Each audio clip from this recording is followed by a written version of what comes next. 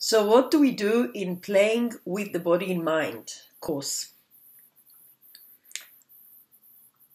When we play the piano, we don't play only with the fingers. We play with the whole body. Some parts are more seen, like the fingers, arms, hands. And some parts are unseen, but are still taking part in this continual dance of body, music, art, and the mind. So why do we need to do it? Why can't we just sit at the piano and start playing? It's interesting to see that sometimes from a very young age, even young children like at the age of 3, 4 or 5 already developed some unhealthy patterns of behavior. And it might be just body behaviorals, it might be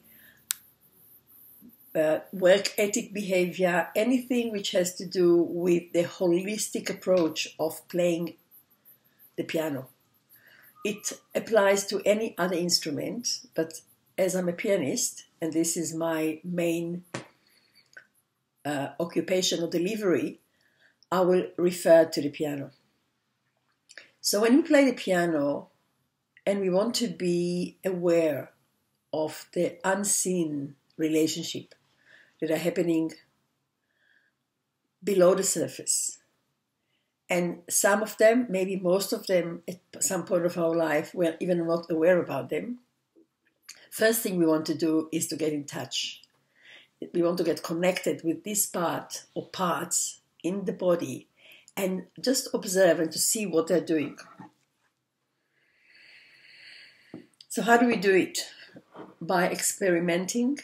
It's an experiential workshop mostly. It'll have also theoretical material, but mainly it'll have a part of experiential. And in this regard, it will be a personal workshop. Even though we are going to work in a group of teachers, we are going to have quite a few instruments, so a few teachers can experiment and try it out at the same time. And at the same time, the focal point is going to be aiming and directing on every person, personally. The way I play will be different than the way you play, the way she plays, and the way that he plays. So the goal is to be or get connected to what is happening in your body. I can share with you here and there what's happening in my body, and you might find some resemblance in your body. But the thing is really to usher you and guide you to feel what is happening in your body. This will be the first thing to do. And we'll have also a coffee, of course, together. The next thing, and not to minimize the first thing, because for some people it might take a long time, which is completely okay and completely understandable. But I'll just give you a bit of an overview what is the next level or the next step. The next step will be to see how when you do a certain movement, and in this instant it'll be something to play on the piano, with something to be on the piano, what is actually being activated in your body? What is being triggered? The delicious part, in my eyes, of this kind of work is that it's not just body and mind, of course. It involves a lot of heart connection. It brings sometimes emotions.